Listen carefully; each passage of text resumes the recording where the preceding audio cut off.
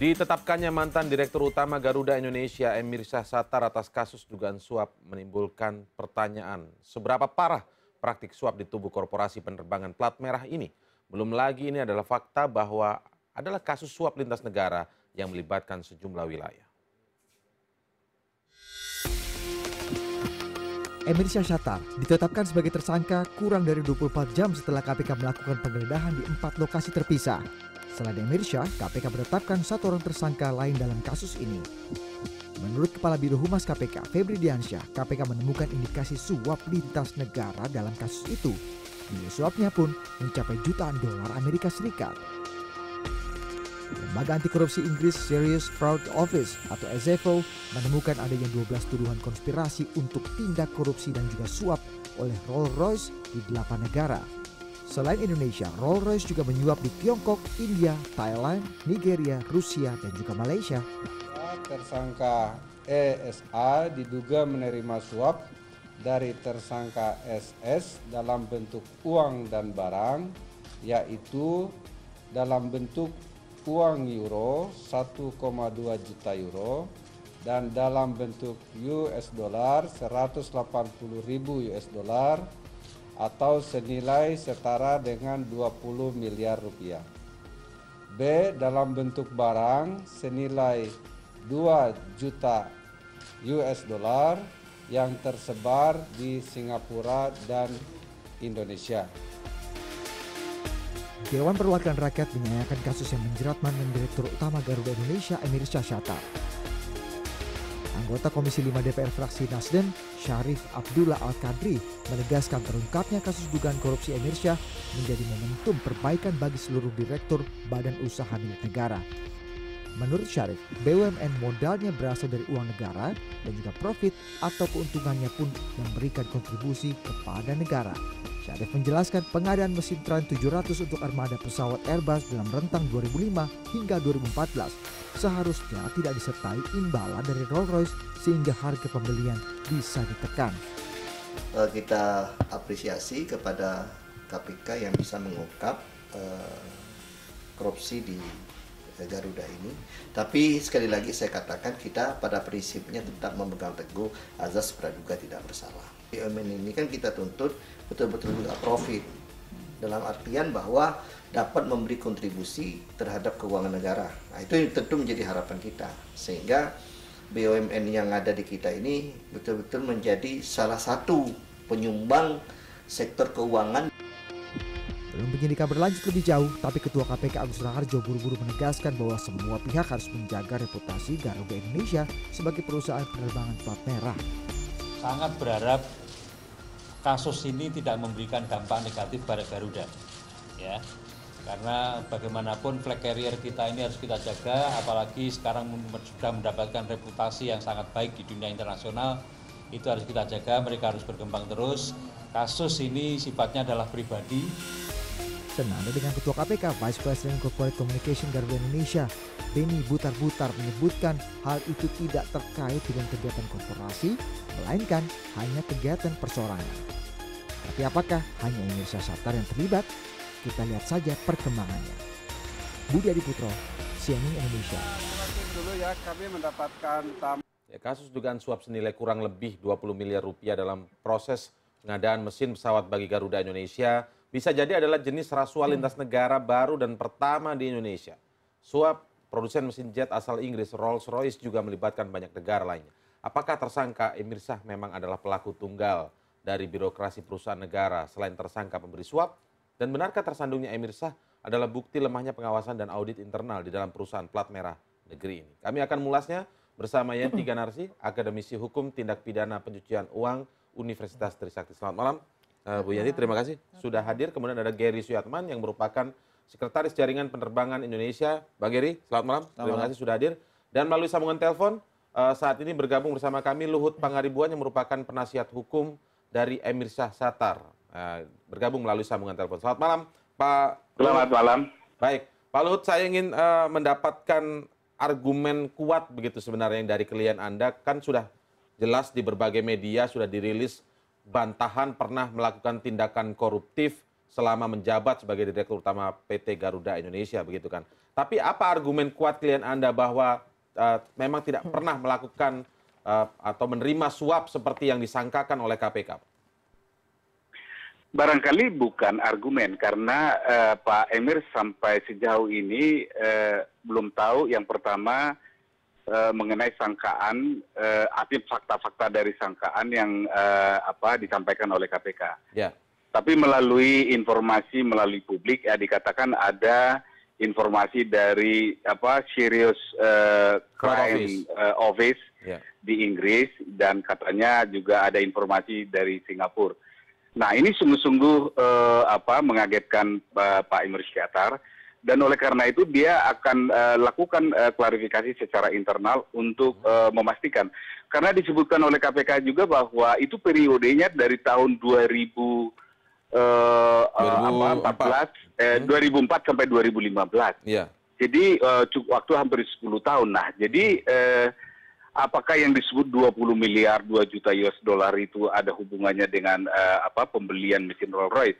Tapi yang pasti bahwa Pak Emir Syatar nggak pernah mempengaruhi, nggak pernah mengkondisikan supaya pembelian itu dilakukan melalui Rolls Royce. Karena di Garuda kan ada direksi, ada komisaris, ada pengawasan juga dari DPR. Jadi itu dia tidak dia tidak lakukan mempengaruhi dan dia sangat yakin bahwa itu dilakukan dengan proper. Nah, mengenai informasi yang ini yang saya katakan bahwa itu masih proses klarifikasi. Jadi kalau dikatakan apa argumennya bahwa yang mengatakan sepengetahuannya belum pernah dia terima suap dan gratifikasi sebagaimana diberitakan, saya kira masih nanti kita lihat nanti proses selanjutnya. Oke, Pak, tetapi memang ada itu pengadaan mesin pesawat Rolls-Royce, kemudian pengadaan pesawat yang disebutkan sampai kemudian 50 pesawat dan lain sebagainya itu memang mengalami itu. Ada pengadaan itu? Saya kira sih begitu, tapi jumlahnya itu yang saya belum dapat informasi ya. Tapi yang dikatakan kepada saya dia tidak pernah menerima suap dari Rolls Royce dan tidak pernah gratifikasi. Nah akan adanya informasi itu yang itu akan diklarifikasi dan sambil kemudian akan bekerja sama dengan KPK dalam arti bahwa menghormati kewenangan dari KPK dan kemudian dia akan memberikan informasi yang sesungguhnya. Baik, seberapa mengenal menurut Pak Emir Syatar dirinya dengan Sutikno Sudaryo itu? Yang dia juga menjadi tersangka. Sutikno Sudaryo, tapi dia setahunya nggak ada hubungannya dengan Rolls Royce. Ya, dia mungkin ada hubungannya dengan Airbus. Jadi oleh karena itu makanya dia agak kaget kan gitu ya bahwa Sutikno Sudaryo menyuap atau memberikan gratifikasi kepada dalam kaitannya dengan Rolls Royce. Yeah. Secara pribadi dia kenal, tapi tidak dalam arti hubungan ada hubungannya dengan Rolls Royce. Sejak kapan mengenal Sutikno Sudaryo itu, Pak? Yang saya dapat informasi sudah cukup lama, mungkin sebelum dia jadi dirut Garuda karena memang mereka kenal baik.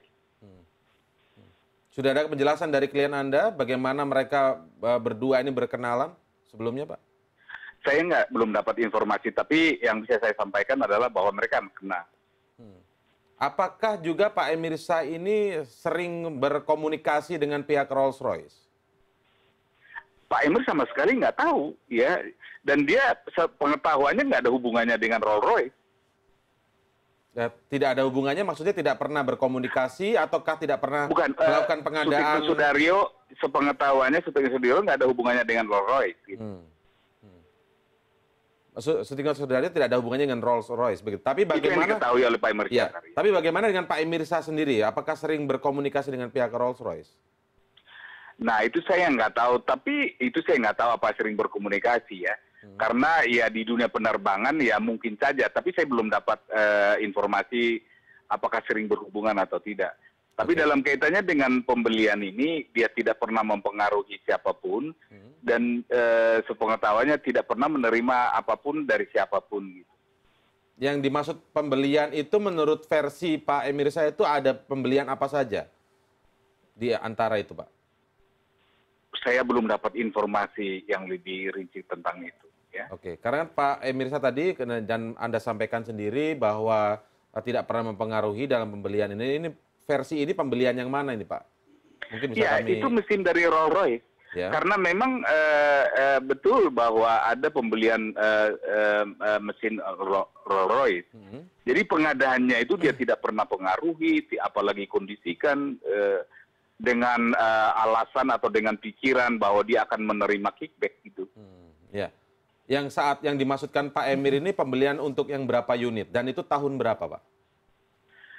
Saya belum tahu secara rinci karena kan informasi dalam hubungannya dengan Rolls-Royce kan baru. Karena sprindiknya itu baru tanggal 16 ya kemarin itu Januari dan kemudian dilakukan penggeledahan dan kemudian pengumuman dia sebagai tersangka. Jadi memang masih memerlukan waktu untuk mengecek. Sementara kan Pak Emir sekarang juga tidak di dalam Garuda lagi kan. Oke, baik. Tapi surat itu sudah sampai ke Pak Emir ya, surat penetapan tersangkanya Pak ya, pemberitahuan dari KPK. Tidak ada surat penetapan sebagai tersangka, nggak pernah terjadi juga ada begitu, ada penetapan dan disampaikan. Yang diketahui adalah itu melalui pengumuman, yang sebagaimana dalam konferensi pers. Ya baik, saya ke Bung Geri sekarang. Bung Geri sebenarnya kalau yang pernah atau yang Anda ketahui pengadaan sebuah pesawat misalnya dari Garuda Indonesia ini begitu ya, bekerja sama atau melakukan pembelian pesawat, pembelian mesin pesawat misalnya. Itu gimana sih mekanismenya? Apakah memang hanya bisa dilakukan oleh, taruhlah ini sebagai contoh ya, tidak langsung menuju ke Pak Emir misalnya. Dilakukan hanya satu orang misalnya direktur utama saja. Ataukah ini melalui sebuah keputusan besar melibatkan banyak orang? Ya tergantung dengan polisi perusahaannya. Ada yang memang cuma hanya berapa orang, ada yang melibatkan banyak tim. Oke. Kalau untuk perusahaan seperti Garuda Indonesia, seperti Garuda kalau kemungkinan besarnya adalah dia harus ada requirements dulu. Jadi harus ada tim yang menyebutkan requirement seperti apa. Lalu dari situ setelah requirement diterima sesuai dengan strategi perusahaan, itu akan nanti mereka minta request for proposal dari penyedia pesawat, pabrik, leasing dan lain-lain. Dari situ baru mereka bisa mulai negosiasi untuk pesawatnya mau bagaimana, mesinnya apa, warna kursinya apa, mau berapa kursi dan lain-lain. Lalu juga masalah leasingnya. Nah di sini kalau untuk masalah mesin itu bisa ada pilihan mesin, financingnya seperti apa juga beda dengan produsen mesinnya. Itu semua nanti dikaji baru keputusan seperti ini. Ada juga bisa memesan pesawat tanpa mesin. Baru setelah itu dilakukan, saya pilih mesin yang ini. Tapi kalau di kasus Garuda selama ini adalah mereka memang pesan dengan mesinnya. Jadi sudah ini ya, sudah lengkap begitu. Sudah lengkap. Nah jadi prosesnya itu masih panjang lagi setelah memutuskan. Kembali lagi financing methodnya seperti apa harus di-redefine lagi. Pembayarannya jadi berapa yang harus dikeluarkan pada saat itu. Termin-terminnya. Jadi ada leasing pada saat itu sangat banyak sekali apa yang bisa kita atur. Jadi maskapai bisa pesan 20-30 pesawat hanya dengan bayar slot produksinya saja. Nanti baru saya bayar slot produksinya, nanti saya baru cari uangnya dari mana. Itu bisa. Jadi kita harus hati-hati di sini bahwa ini tidak seperti sesuatu yang mekanisme cuma satu jalan aja. Gitu. Artinya keputusan untuk sebuah kebijakan itu mengambil kebijakan pembelian itu cukup satu orang, bisa dilakukan satu orang, ataukah melibatkan banyak orang? Kembali ke pertanyaan dasar saya tadi. Kalau untuk di Garuda sih saya rasa melibatkan banyak orang. Melibatkan banyak orang ya? Jadi ada dari procurement, operations, engineering, finance terutama juga, legal. Memang yang di atas tetap direktur utama yang akhirnya memutuskan. Saya ingin ke Bu Yanti sekarang. Saya sebelum lebih jauh bicara soal TPPU seperti yang disarankan Bu Yanti begitu ya untuk mengusut kasus ini juga berbarengan TPPU-nya. Saya ingin mulai dari pernyataan yang kita sama-sama lihat dalam informasi atau paket berita sebelumnya bahwa Ketua KPK mengatakan persoalan ini adalah persoalan pribadi dari tersangka. Bagaimana Anda menilai itu? Gimana ya? Ini kan ada satu penyuapan atas pengadaan suatu korporasi. Bayangan kita adalah memutuskan tidak mungkin sendiri walaupun terakhirnya dia, ya kan? Jadi bisa jadi itu keputusannya dia sendiri setelah ada rapat-rapat, itu berarti memang bukan masalah pribadi, artinya dia memutuskan sendiri, tapi bukan masalah pribadi, ini kan masalah korporasi memutuskan untuk pengadaan yang bagaimana. Yang kedua adalah bahwa memang memutuskan itu baik teman-temannya juga ya. Nah di situ jadi saya pikir ya nggak tahu KPK punya bukti seperti apa sehingga langsung berani mengatakan ini bahwa pelakunya perorangan, ya kan? Ini pelaku bukan masalah pribadi, maksudnya istilah kata-kata pribadi. Hanya satu orang. Tidak tepat lah untuk apa pelaku tindak pidana itu nggak ada pribadi, apalagi ini jelas-jelas di dalam pengadaan suatu korporasi. Ini adalah itu pun kalau katakanlah bukan kalimatnya pribadi, kita tadi kaji kata-kata yang disampaikan oleh Pak Agus tadi bukan pribadi, misalnya kita beranggapan bahwa saat pelakunya tunggal, begitu ya. Dia sendiri, memungkinkan nggak dalam sebuah belajar dari kasus-kasus suap lain, terutama ini terkait dengan korporasi besar, BUMN begitu, melibatkan negara lain juga, begitu? Ya, kemungkinannya adalah kalau misalnya dia pelaku tunggal ya, misalnya dia sendiri yang memutuskan, berarti dia mempunyai suatu trik untuk atau cara-cara untuk dalam tanda petik mempengaruhi, karena tidak mungkin keputusan itu pribadi, apalagi ini BUMN ya. Sementara perusahaan keluarga aja ada direkturnya, dirut dan sebagainya ya, kan itu kan tidak memungkinkan. Jadi di sini agak harus ada penjelasan mendalam betul bahwa memang yang bersangkutan memutuskan sendiri dan bisa mengalahkan suara-suara yang lain, kan begitu. Jadi disitulah letaknya bahwa kemungkinan sih bisa jadi dia bisa meyakinkan, tetapi ternyata dia meyakinkan itu sudah mempunyai deal-deal tertentu dengan pihak-pihak tertentu, siapapun dia gitu. Rasanya kalau kita melihat terlalu tergesa, tetapi barangkali memang KPK sudah mempunyai bukti bahwa dia memang bisa jadi ini sebuah ketergesaan yang sudah diputuskan langsung KPK, atau mungkin KPK sudah sangat yakin memang hanya satu begitu ya pelakunya. Mungkin begitu. Oke, nanti kita akan ulas lebih lanjut. Tetaplah di CNN Indonesia Prime.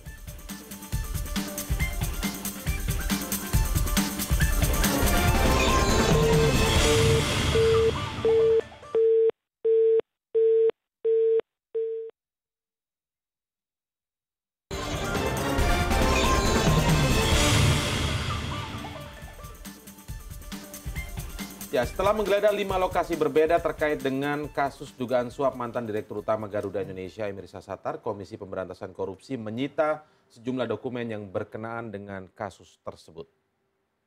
Penyidik telah menyita sejumlah dokumen terkait dengan data perusahaan di Singapura, data kepemilikan aset, data perbankan, dan barang-barang elektronik yang relevan dengan proses penyidikan ini. Dokumen-dokumen tersebut sangat membantu untuk memperkuat proses penyidikan ini, karena di sana ada informasi-informasi terkait dengan data perusahaan dan juga soal kepemilikan aset, termasuk juga data perbankan. Baik, saya kembali ke Pak Luhut yang merupakan kuasa hukum dari Emir Sashatar. Jadi sekarang ini akan melakukan klarifikasi tadi yang disebutkan oleh Pak Luhut. Bentuknya seperti apa klarifikasi itu, Pak? Jadi internal, ini lebih kepada internal. Karena ini sungguh-sungguh dipertimbangkan atau direspon secara serius. Karena ini kan tuduhan yang serius. Maksudnya jadi, internal itu bagaimana? Ke siapa saja Pak Luhut maksudnya internal itu? Kenapa? Internal itu maksudnya seperti... Internal yang saya maksudkan internal itu adalah lebih kepada Pak Emir sendiri. Kan untuk mengecek kan gitu semua informasi ini. Karena dia sungguh kaget gitu loh mendengarkan informasi, dan sungguh-sungguh nanti dia akan berikan keterangan kepada KPK kalau nantinya dia dipanggil. Baik, Pak, ini salah satu yang juga dicegah untuk ke luar negeri adalah Pak Hadinoto Sudikno yang dulunya menjadi salah satu bawahan dari Pak Emir Sah. Apakah juga sekarang ini mulai berkomunikasi Pak Emir dengan Pak Hadinoto ini? Saya kira nggak berkomunikasi, dan kita hormati satu proses hukum bahwa kita nggak boleh istilahnya. Kalau udah ditetapkan jadi saksi oleh KPK, memang jadi ini lebih kepada apa yang dimiliki aja informasi untuk mengecek seluruh kebenaran informasi yang disampaikan. Oke. Pak, mungkin bisa Anda jelaskan ketika Anda mungkin berbincang dengan Pak Emir Sah. Pak Emir Sah tadi disebut mengatakan tidak pernah mencampuri ketika ada suatu proyek pengadaan begitu Pak ya, tidak mengintervensi dan lain sebagainya. Pak Emir cerita tidak, bagaimana idealnya waktu itu untuk sebuah pengadaan dan lain sebagainya. Siapa yang lebih bertanggung jawab untuk menangani ini sehingga Dirut hanya sifatnya untuk menandatangani saja Pak Luhut? Mengenai hal ini ya, sejauh ini. Jadi cuma yang dia disampaikan bahwa dia tidak mempengaruhi, apalagi mengintervensi proses. Ya. Ya, artinya penjelasannya seperti apa? Anda tidak bertanya? Belum, ini kan masih baru. Ini kan masih baru. Oke, Pak Geri, sekarang saya beralih ke Bang Geri. Bang Geri, misalnya bisa Anda gambarkan tidak proses dari kalau kita lihat bahwa Garuda ini sebenarnya kan perusahaan besar. Rolls-Royce juga perusahaan besar. Publik bertanya, apakah di mana letak bisa disebut make sense gitu ketika perusahaan besar dan perusahaan besar ketika akan menjual barangnya sehingga dia harus menyuap. Padahal tanpa disuap, misalnya ini punya nama, merek punya merek yang cukup baik dan bagus dan mungkin saja dipakai di berbagai negara lain. Bisa tidak Anda berikan penjelasan kemungkinan atau celahnya, modusnya seperti apa? Ya ini kasus yang cukup aneh gitu, karena memang barangnya bagus. Rolls-Royce menguasai mayoritas pasarnya Airbus A330. Saya rasa ini bukan, kalau saya lihat dari dokumennya Civil War Office UK, ini bukan mengarah ke milih mesin yang mana, tapi lebih ke insurance buat mereka bahwa jangan sampai ada last minute surprise. Karena sudah berapa kali terjadi perusahaan besar bernegosiasi untuk mendapatkan untuk kontrak jumlah pesawat yang banyak, dengan ada engine choice, pilihan mesin, dan pada saat terakhir ternyata bilang oke, saya jadinya pakai si A bukan si B. Padahal armada dia pakai mesin yang misalnya, jadi oke saya nggak jadi pakai Rolls-Royce, saya pakai General Electric. Padahal armada dia selama ini pakai mesin Rolls-Royce untuk yang Airbus A330-nya. Itu yang dikhawatirkan. Jadi itu membuat sebuah insentif untuk perusahaan besar untuk mereka bukannya sengaja menyogok, mencoba mempengaruhi. Apa maksudnya? Kalau bahasa halusnya kalau zaman dulu adalah melobi. Melobi tidak melobi secara langsung, tapi melobi dengan iming-iming. Oke. Nah, dan nilainya cukup besar tapi ya. Sebenarnya walaupun itu sifatnya melobi ya. Ini sedikit sekali. Ini sedikit sekali. Kenapa Anda bisa mengatakan itu sedikit? Satu pesawat A330 nilainya 230 sampai 275 juta dolar. Cuma segitu. Berapa pesawat? Enggak, itu enggak masuk. Oh, untuk beberapa pesawat. Mesinnya aja sudah kalau nggak salah 20 juta 40 juta dolar satunya. Satu pesawat 2 mesin. Kita bisa hitung dengan jumlah pesawat yang Airbus 330 pesen di zamannya Pak Emir Sattar, itu nggak masuk akal. Kalau kita lihat dari dokumen si SFO ini, iming-imingnya itu, insurance-nya itu adalah, sebenarnya Rolls-Royce itu pingin Garuda, selain memesan pakai mesin Rolls-Royce, juga ikut yang namanya Total Care Program. Apa itu? Jadi ibarat kalau kita beli mobil, Anda bisa ke bengkel resmi atau ke bengkel sendiri. Kalau Anda ke bengkel sendiri, kalau Anda ke bengkel resmi, Anda bisa ikut membership programnya. Kalau mogok dapat daerah gratis, atau dapat diskon suku cadang, dan lain-lain. Nah, ini seperti ini. Apakah kemungkinan ini melobi ini untuk juga ikut program yang seperti yang disebutkan kalau menurut tadi? dokumentasi SFO ini arahnya ke situ. Jadi ini untuk menambahkan nilai kontraknya, dan juga untuk menjamin bahwa dia tidak akan pindah ke tempat lain. Oke. Jadi bukan masalah pengadaan mesinnya. Saya bukan rasa, akan beli punya saya dong, bukan begitu ya kalau dari dokumen yang Anda baca di SFO ini ya. Jadi lebih ke dia memastikan. ada pakai barang saya nggak mau punya last minute surprise. Cara apa yang mungkin masih etis yang bisa kita gosok, kasarnya seperti itu. Nah, metode yang digunakan ini itu dulu tuh lumrah sekali di penerbangan. Tapi di UK dengan adanya Bribery Act di tahun 2010 kalau nggak salah, itu memerlukan perusahaan-perusahaan di Inggris untuk melaporkan potensi-potensi suap, sogok, dan unethical practices yang lain. Nah, di tahun 2012 kalau nggak salah, Rolls-Royce sendiri sudah mengatakan, stop pakai maklareng itu. Karena kalau itu dia bayar ke orang di Garuda, karena di SFO tidak mention siapa, itu akan sangat tidak etis, ini melampaui batas etika. Nah, tetapi dengan cara itu, maklarnya dengar itu, dia langsung bayarkan. Kalau tidak salah yang saya mengerti dari ini dokumen. Anda membaca dokumen dari SFO dari ini? Dari SFO itu. Jadi ini dokumen yang memang cukup panjang yang butir mengenai disebutkan ada berapa orang yang di Indonesia di sini? Di sini kalau saya tidak salah ngerti 3. Ada 3 ya? Ada 3. Dan sekarang yang ditetapkan tersangka masih 2 ya? Berarti ada 1 lagi yang belum ditetapkan tersangka oleh KPK? Apakah yang satu itu tidak jelas apakah jadi tersangka atau saksi. Oke. Jadi ada maklar, 2 orang di Garuda dan kemungkinan 1 lagi. Bisa analogi, jadi ada maklar, 2 orang di Garuda dan 1 lagi. Dan 1 lagi juga dari Garuda, tapi apakah sebagai calon tersangka atau hanya sebagai saksi yang mengetahui transaksi tersebut itu masih belum jelas. Ini juga agak panjang soalnya. Oke, baik. Bu Yenti, Anda menyebutkan ketika kasus ini sudah diumumkan oleh KPK, langsung Anda bersuara bahwa sebaiknya KPK langsung menyertakan TPPU-nya begitu. Tapi KPK rupanya lebih memilih untuk menggarap korupsinya terlebih dahulu, baru tindak pidana pencucian uangnya setelah itu begitu. Apa alasan Anda harus menyertakan TPPU-nya? Karena pemberitaannya kan begini, bahwa KPK sudah mempunyai bukti-bukti bahwa bahkan nominalnya pun disebutkan ya, bahwa nominalnya disebutkan menerima sekian. Berarti kan ada fakta penyidik bahwa memang ada penerimaan namanya suap. Itu sudah dilakukan atau diterima minimal terakhir 2014. Berarti kan sudah minimal 3 tahun atau 2 tahun. Nah, berarti kan ada uang suap. Lah uang suap itu kemana? Kan mestinya kalau KPK melihat seseorang menerima suap dan itu adalah dari BUMN, berarti itu kan korupsi.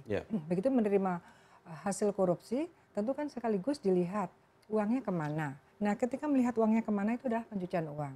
Saya berpikir bahwa kenapa ya KPK... Jadi bisa lebih mengungkap juga bersamaan begitu, Bu ya? Ya, justru kan saya juga agak heran selalu nadanya KPK dari dulu kala sampai sekarang selalu mengatakan kami fokus dulu kepada korupsinya baru TPPU. Kita tidak berbicara kasus ini saja, kita berbicara kalau memang ada korupsinya. Jangan dong mengatakan kita fokus dulu pada korupsi. Karena untuk memfokuskan, untuk agar korupsinya terungkap itu harus menggunakan TPPU.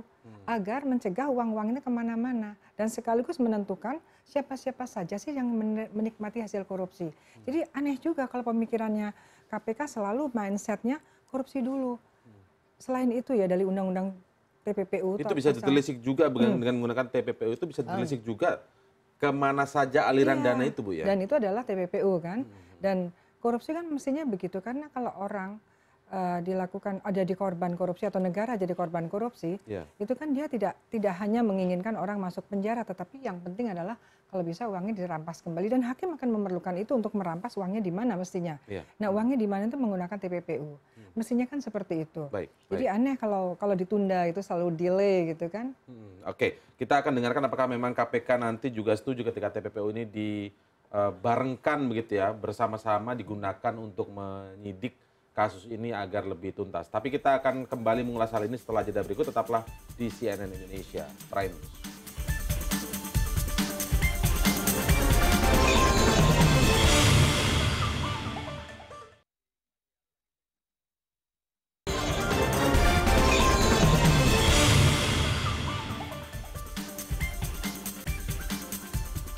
Baik, saya akan kembali ke Pak Luhut. Jadi Pak Luhut, saat ini ketika tadi akan melakukan klarifikasi internal, selanjutnya apa? Akan langsung mendatangi KPK atau seperti apa, Pak? Ya, kita tidak mengklarifikasi dengan KPK. Artinya, jadi untuk secara pribadi mau melihat apa yang disampaikan, yang didengarkan melalui konferensi pers dari KPK itu. Dan Pak Emir Sattar sendiri mendukung ya tugas pokok dari KPK kan gitu ya, supaya nanti dia berhasil atau sungguh-sungguh nanti kebenaran material gitu ya. Jadi bukan yang lain. Jadi saya membicarakan klarifikasi dalam konteks yang itu. Jadi konkretnya bahwa Pak Emir Sattar akan bekerja sama ya secara baik dengan KPK dan akan menghadapi ini secara serius ya. Karena komitmennya juga adalah bahwa pemberantasan korupsi di Indonesia ini memang harus dilakukan. Oke, Pak, saya ingin bertanya, saya kelupaan tadi, Pak. Kapan kontak terakhir Pak Emir Sattar dengan Pak Sutikno? Saya belum dapat informasi itu. Saya belum dengar, tapi ya memang seperti yang saya katakan tadi, mereka kenal. Baik, kenal tetapi lupa begitu Pak ya, atau belum tahu begitu kapan mereka berkomunikasi? Oh iya, saya belum dengar ya. Mungkin saya belum tanya karena saya sih bertemu dengan Pak Emir tadi, tapi saya belum dapat informasi itu. Oke, perkenalannya itu pun bukan terkait dengan soal pengadaan pesawat atau terkait dengan mesin pesawat dan lain sebagainya, sama sekali tidak ada Pak ya? nggak ada. Justru dia tahu bahwa nggak ada hubungannya dengan Rolls Royce. Nah itulah sebabnya agak sedikit terkejut gitu ya, atau terkejut bahwa Sutikno Sudaryo sebagai orang yang menyuap dan memberikan gratifikasi kan dalam hubungannya dengan pengadaan mesin Rolls Royce. Oke, baik. Terima kasih Pak Luhut atas waktunya untuk memberikan klarifikasi kepada kami di CNN Indonesia Prime News malam ini. Baik, saya ke Bung Geri terlebih lanjut. Bagaimana Bung Geri ketika melihat Garuda ini sebagai maskapai plat merah, kemudian disebutkan sudah ada kasus di mana mantan dirutnya ini diduga menerima suap. Tapi kalau berbicara terkait dengan kasus Rolls Royce sendiri kepada Indonesia sudah beberapa kali terjadi. Kerentanannya itu Anda lihat ada di mana? Ini lebih ke karakter industrinya ya. Bahwa memang ini kita bicara beberapa barang yang nilainya sangat tinggi sekali. Di mana kalau ada permainan angka, baik itu direct atau indirect, sedikit pun itu nilai besar. Itu sangat menggiurkan. Dan hal-hal seperti ini tidak hanya terjadi di BUMN, di swasta pun juga terjadi.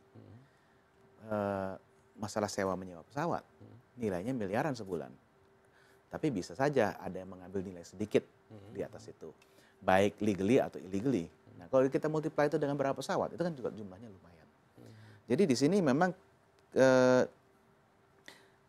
sangat menggiurkan untuk mencoba mengambil lebih dari yang sepatutnya. Dan itu bisa dilakukan dengan kenaikan yang bisa dianggap wajar. Kita juga jangan lupa bahwa memang nilai pesawat mahal. Misalnya begini, misalnya tahun 2010, sebuah pesawat Airbus A320 yang 150 kursi, itu harganya katalog price-nya $65 juta. Tapi kalau Anda membeli banyak, Anda bisa menegosiasikan harganya turun sampai ke 45 juta atau bahkan ke 35 juta. Kalau dengan diskon yang segitu besar, lalu Anda naikkan lagi sedikit untuk kantong Anda, siapa yang akan suspek? Jadi itu memang untuk mencari ini butuh spesialis kejahatan pidana korupsi. Tidak bisa hanya dengan internal audit biasa di perusahaan. Itu susah sekali. Oke. Selama ini yang Anda lihat untuk internal audit di Garuda sendiri bagaimana?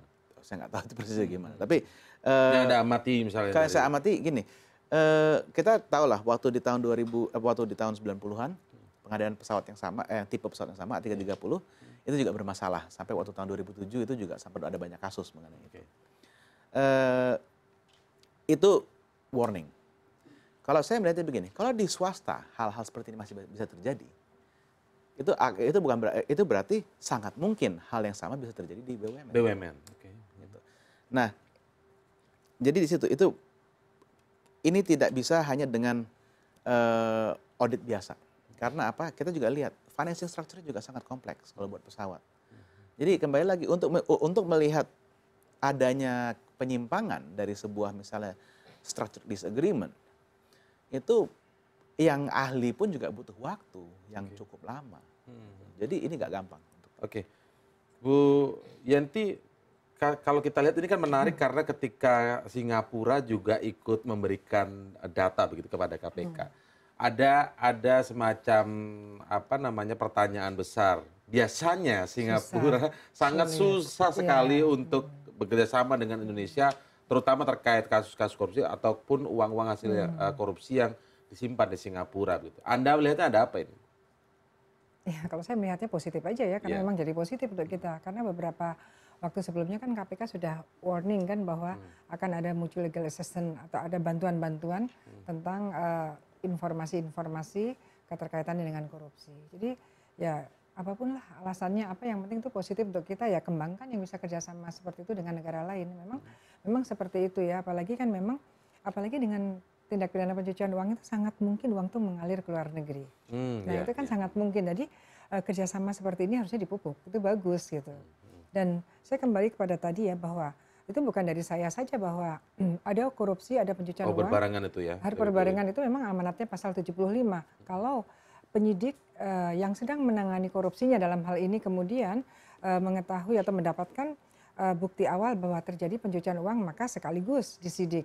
Artinya pertanyaannya adalah kenapa kok KPK tidak melihat? Sementara logikanya kan seperti itu. Uang ini kemana? Baik. Nah harusnya dicari sekaligus ya. Jadi di sini agak saya sayangkan kalau KPK masih punya statement atau punya mindset bahwa korupsinya duluan. Sementara ada ya satu contoh kasus yang bagus ya, model penanganan korupsi dan pencucian yang bagus 2010 yang dilakukan oleh polisi ya terhadap kasus di Indonesia juga ya. Itu bagus sekali antara korupsi dan pencucian uangnya sehingga lebih dari 10 orang pelaku itu langsung sekaligus PT Askrindo. Nah itu bagus sekali. Itu juga hampir setengah triliun. Nah itu artinya KPK mestinya, bukan saya merendahkan polisi, tidak. Saya juga. Ini ada contoh dari polisi yang bagus sekali menangani itu. Kenapa KPK tidak ikut melakukan itu begitu belajar, ya? Sekali-kali belajar dari polisi boleh dong. Kalau menurut Anda untuk itu diterapkan dalam kasus ini akan sangat menguntungkan seperti apa, Bu? Oh iya. Kalau masyarakat mengatakan bahwa pemberantasan gurita korupsi, ini bisa terbuka semuanya cepat, dibuka. Makanya itu kan ada pengembangan kasus. Makanya saya juga heran sekali terlalu dini mengatakan bahwa pelakunya hanya tunggal, karena kan memang yang namanya penyidikan adalah mengembangkan siapa-siapa saja gitu kan yang terlibat korupsinya dan kemudian uangnya kemana saja. Belum tentu juga pencucian uangnya hanya 2-3 orang, bisa jadi kemana-mana. Ini kan juga harus ditelusuri. Dan yang lebih penting lagi kalau masyarakat mempunyai pandangannya dengan bahasanya bahwa dimiskinkan, gitu kan, pandangan masyarakat yang supaya mudah lah. Memiskinkan itu pakai TPPU, tidak pakai undang-undang pencucian uang, tidak pakai pasal 18 dengan putusan pengadilan. Saya kira kalau itu mungkin KPK setuju, tapi mungkin setelah kasus korupsinya selesai mungkin begitu keburu ya. hilang ya. Oh, keburu hilang. Ya. Karena TPPU adalah tracing sesegera mungkin. Karena yang diinginkan para korban korupsi dalam hal ini misalnya kalau korupsi yang lain negara langsung itu adalah bahwa uang itu kembali lagi ke negara. Bagaimana kalau terlambat? Oke, baik Bung Geri, ini menjadi pelajaran begitu sebenarnya ya. Apa yang seharusnya kemudian dilakukan oleh, katakanlah sekarang ini adalah Garuda Indonesia untuk berbenah mencegah hal ini tidak bisa terjadi lagi atau ada orang yang melakukan mencari celah lah katakanlah seperti itu, terutama untuk dari pejabat-pejabatnya sendiri. Susah. Jujur aja susah. Karena kembali lagi, industri ini juga cukup tertutup. Supplier juga cukup tertutup. Karena apa, informasi negosiasi itu sangat confidential antara supplier dan sangat rahasia maksudnya. Sangat rahasia. Karena apa, kita bicara ratusan juta sampai biliaran dolar, di mana perbedaan harga itu tergantung dengan negosiasinya. Jadi susah. Ya mungkin harusnya saling mengawasi antar pejabat itu sendiri kali ya? Justru begini, kita kalau saya lihat mau tidak mau, kita juga harus tergantung dengan pihak yang menjaga supplier tersebut. Di sini UK Serious Fraud Office. Karena apa? Hal-hal seperti ini di Indonesia biasanya dianggap lumrah. Tapi di sana dianggap ini tidak lumrah. Bisa saja misalnya di kasus ini Pak Emir bilang, ini bukan buat pengadaan itu dan he might be telling the truth gitu. Bisa saja juga ini intermediary melakukan memang gratifikasi yang dia tidak mengakui ke pihak penerimanya bahwa itu untuk deal tersebut. Karena sesuai dengan dokumen ini dia juga tidak menyatakan bahwa pemberian uang itu adalah untuk deal ini, tetapi terkaitnya di si pihak intermediary. Oke, baik, kita nantikan apa kata KPK lebih lanjut karena ini rupanya Pak Luhut juga belum banyak menerima informasi dari Pak Emir sendiri, juga KPK masih cukup menutup, tapi kita akan jadikan ini pelajaran, nanti kita akan ulas lebih lanjut sejauh mana KPK akan membongkar benar-benar kasus ini. Terima kasih Bang Geri, terima kasih juga Bu Yenti Ganarsi telah bergabung bersama kami.